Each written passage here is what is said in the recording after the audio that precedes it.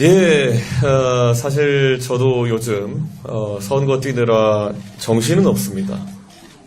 그런데 행복하기도 합니다.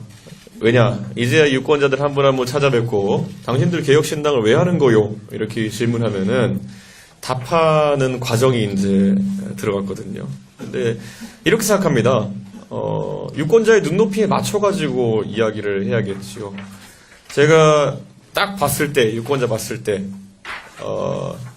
왠지 동탄 지역에서 만났을 때 미래에 대해 관심이 많은 어느 기업에 다니고 연구원 같은 느낌이 난다. 뭐 제 선입견일 수도 있겠지만은 개혁신당의 미래에 대한 이야기를 많이 합니다. 예, 우리 양양자 대표님도 계시고 그래서 우리야말로 미래 먹거리 산업이나 아니면 비전에 대해 가지고 얘기를 하는 유일한 정당이다. 이렇게 이야기를 하곤 합니다. 또 정치에 굉장히 관심이 많으신 유권자인 것 같은 분을 만나면은 이런 얘기를 합니다.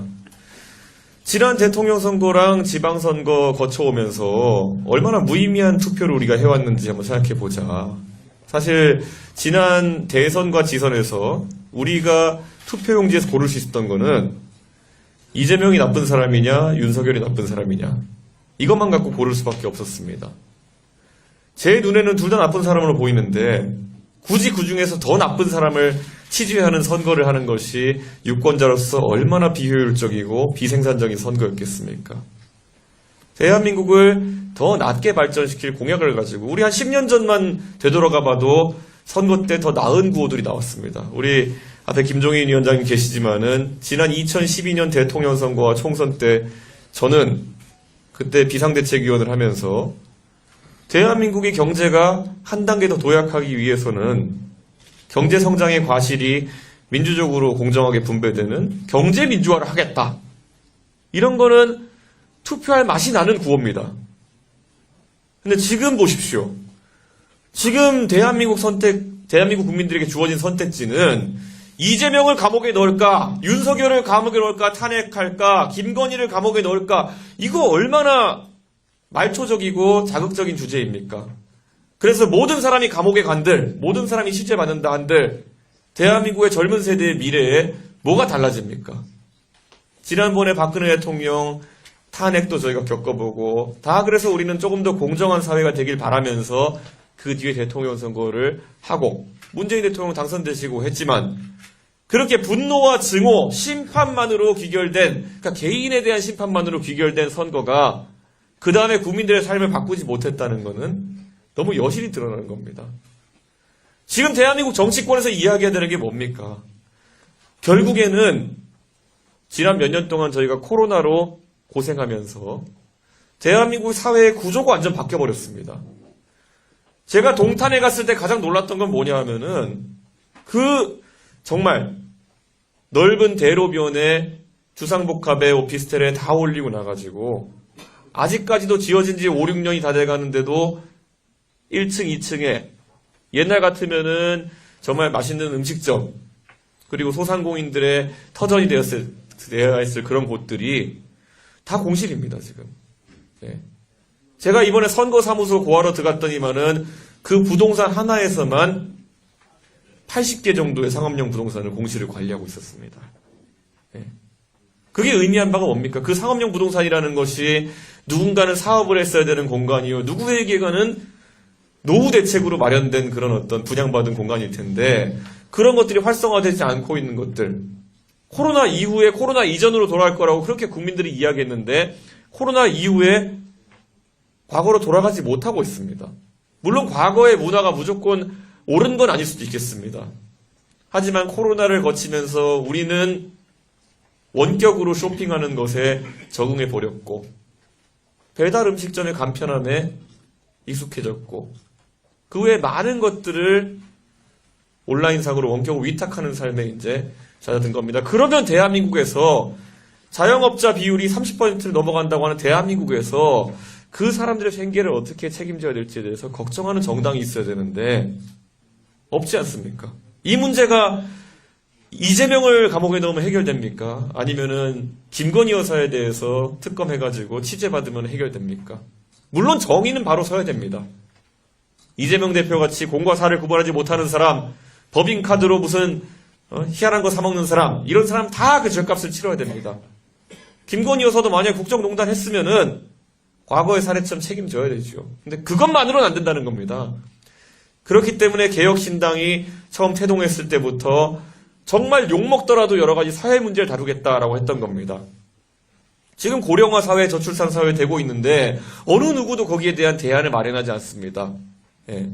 우리가 87년 민주화 이후에 이룩했던 이 민주주의, 예. 이 자랑스러운 민주주의, 이 민주주의 덕분에 우리가 여기까지 왔지만은 반대로 이 민주주의가 지금 극단적인 팬덤 문화 속에서 정상적인 투표를 할 수 없는 상황으로 변질되어 가면은 이 민주주의는 우리의 문제들을 해결할 수가 없는 겁니다. 이재명 대표가 왜 저렇게 자신감을 가지고 공천 학살을 하겠습니까? 저는 민주당이 정상적인 당이라고 한다면은 민주당의 의원님들 저도 많이 알지만은 누군가 떨어진다 하더라도 서울 강북을에 박용진 의원은 안 떨어질 줄 알았습니다. 제가 개인적으로도 박용진 의원 어떻게 의정활동 하시는지 알고 국회의원 중에 유치원 3법 같은 거 입법해가지고 사실상 국민들의 삶에 변화를 주는 입법을 한 거로 기억되는 몇 안 되는 의원들인데 그런 사람일수록 오히려 찍혀가지고 공천에 불이익받고 잘려 나온다. 저는 대한민국 정치가 어딘가 잘못 가고 있다는 생각을 지금 하게 됩니다. 개혁신당은 이런 걸 바로잡겠다는 의지로 당을 하고 있는 그런 집단입니다. 예. 사회개혁, 정치개혁 다 중요하고요. 특히 사회개혁, 표 떨어지더라도 말되는 소리를 하겠다. 이 자리에도 보면은 만 65세 이상 교통복지 혜택 보시는 분도 있을 겁니다. 그런데 또 한편에 따지고 보면요. 저도 나중에 만 65세가 될 겁니다. 그럼 저도 그 교통복지 혜택을 볼 겁니다. 하지만 이 혜택을 앞으로 천세 만세 유지해 나갈 수 있느냐는 정책적으로 고민해 봐야 되는 그런 문제인 겁니다. 좀 있으면 동탄에 GTX A 라인이 개통된다고 하는데요. GTX A는 3, 4년 전부터 그 협약을 맺을 때부터 무임승차 혜택을 없애고 협약을 맺었습니다. 그래서 그 혜택이 없습니다. 근데 이것이 누가 어떤 세대를 적대시해서도 아니고 어떤 세대가 잘못되길 바라서 하는 것도 아니고 대한민국의 시스템이 유지되기 위해서는 우리가 어떻게 해야 되느냐에 대한 고민입니다. 사실 이 문제는 우리가 국가 단위에서 고민하고 있는 것이기도 하지만은 지금 우리들 가정에서는 몇십 년 동안 여기 계신 모든 분들이 해오신 고민 아닙니까? 내가 먹고 싶은 게 있어도 조금 덜 먹고 내 자식 교육시키는데 쓰겠다. 그게 내가 미래를 위해서 양보하는 거 아니었겠습니까? 그걸 가족 단위에서 가정 단위에서 해왔기 때문에 대한민국이 지금 여기까지 온 건 아닐까 저는 이렇게 생각합니다. 대한민국은 다른 나라는 좀 다릅니다. 대한민국은 교육 같은 것들 정말 집에 난방비가 끊어져도 교육비는 끊지 않는 게 대한민국입니다. 제가 경험한 미국은 약간 다릅니다. 중학교 때쯤 돼가지고 엄마랑 아들이랑 앉아가지고 엄마가 아이고 나는 이제 더 이상 너 교육비를 댈 수가 없다. 중학교만 나오고 취업하는 게 좋겠다. 이 대화가 정상적인 대화인 나라가 미국입니다. 근데 우리나라가 만약에 비슷한 상황이었다면 어떤 부모가 그런 이야기를 자식에게 하겠습니까? 자식한테 가서 취업해서 돈 벌라? 아니죠. 내가 밤에 아르바이트를 뛰어서라도 내 자식의 교육비는 대야겠다. 그게 미래에 대한 투자인 겁니다. 저는 오늘 이 자리에서 개혁신당의 대표로서 이렇게 말씀드리겠습니다. 우리 개혁신당의 고민은 지금 우리가 좀 더 잘 먹고 잘 살아가지고 나중에 부족함을 느낄 것이냐 아니면 지금 우리가 과감한 개혁을 해가지고 우리가 조금씩 양보하고 조금씩 사회를 재설계해가지고 미래의 대한민국이 더 잘 살게 할 것인가에 대한 고민이라 봅니다. 우리 양양자 대표님 원래 광주에서도 활발한 정치활동 해오셨고 사실 어느 지역에 나가셔도 충분히 지지받을 수 있는 분인데 이 용인 갑에 처인에 오셔가지고 할 일을 찾으시는 이유가 뭐겠습니까?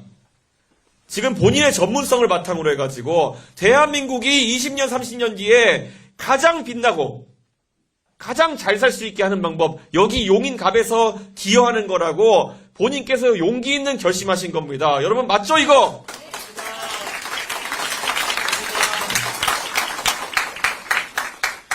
양영자 의원님의 삶 속에서 많은 서사가 있습니다.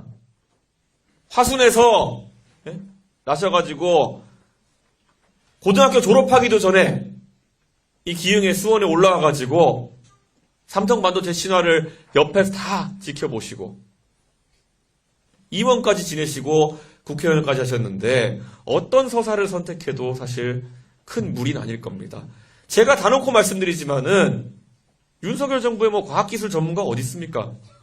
윤석열 정부에서도 양양자 의원님에 대해 가지고 굉장히 훌륭한 명예로운 제안들을 많이 한 것으로 알고 있습니다.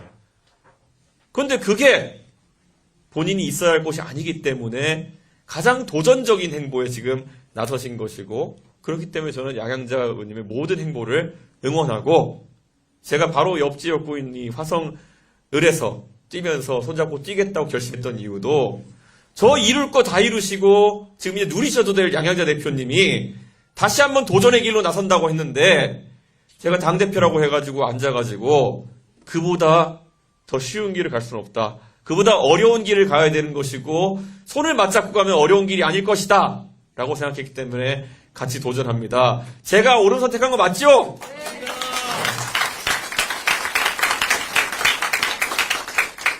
잘 됩니다. 왜냐면은 노마크 찬스거든요. 우리만 미래를 고민하고 있습니다. 우리만 미래를 고민하고 있습니다. 진짜. 다른 당 이재명 대표 머릿속에 미래가 뭐가 있을까요? 본인의 미래가 잘못되지 않길 바라는 마음밖에 없을 겁니다. 윤석열 대통령의 마음속에 어떤 미래가 있을까요? 글쎄요. 평생 남을 취조하고 남을 감옥에 넣는 걸 업으로 삼아오신 분의 미래에는 다음엔 누굴 넣을까? 이 고민이 아마 많으실 거라 생각합니다. 하지만 기업을 해오시고 저도 벤처를 하고 또 봉사단체가 있지만은 미래를 생각하면서 고민해온 사람들의 머릿속에는 딱 한 가지밖에 없습니다. 대한민국의 미래를 우리가 설계해야 되고 대한민국의 내일이 오늘보다 나았으면 좋겠다. 오늘보다 나은 내일.